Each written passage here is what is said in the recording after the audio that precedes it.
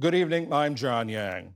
The Israeli military says it's mobilizing forces for a new ground assault in Gaza after Palestinian officials said about 300 people died in waves of airstrikes over the past 72 hours.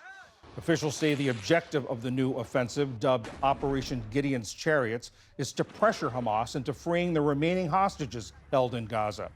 Even with the mounting fighting and preparations for more, ceasefire talks resume today in Qatar. Jerry Shih is the Washington Post Jerusalem bureau chief. Jerry, this operation was approved earlier this month by the Israeli cabinet. Any sense of why the delay or the distance between the approval and then launching it?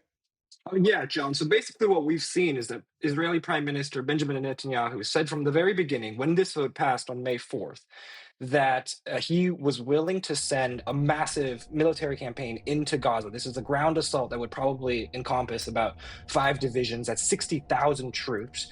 And they would go in and they would take gradually increasing amount of area within Gaza and drive hundreds of thousands of Gazans south. If Hamas were not to release hostages, now that was May 4th. We've had a couple of weeks pass since then. And essentially, what we saw was this threat of this campaign being used as a pressure tactic to force Hamas to come to the table from the Israeli perspective. Now, just in the last couple of hours today on Saturday, we saw that the two sides were again meeting in Doha in what appeared to be a last ditch effort to see if they could reach a deal that would see about 10 Israeli hostages, or a little bit fewer than that, released in exchange for a ceasefire of 1 month or more. And so the military is sort of watching the negotiations, the ceasefire negotiations. Any sense of how it's going, the ceasefire negotiations?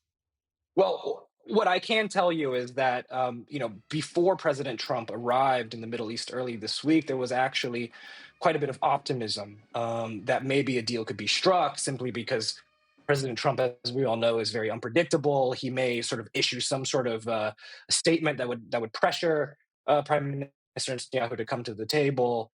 And we saw that Hamas also released, as a quote unquote goodwill gesture, an Israeli American dual citizen, Idan Alexander. What we heard was that essentially, as of Thursday and Friday, the talks were completely deadlocked. Now we're seeing kind of one last push.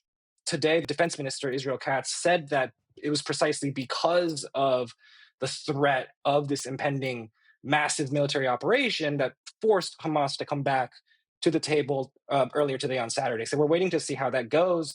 But there's a very high possibility, I would say, that we could see a major escalation in the coming 24 or 48 hours. The Israeli military says the bombing that's been going on in Gaza for the past few days has been in preparation for this offensive. Here's a mother who was in a tented camp in central Gaza that was hit. There is no food or drink.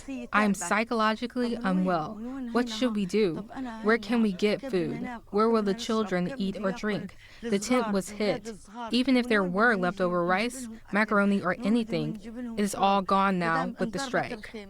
The Israeli cabinet has also agreed to the framework of a plan to have foreign companies deliver aid to Gaza. Any idea what that's going to look like?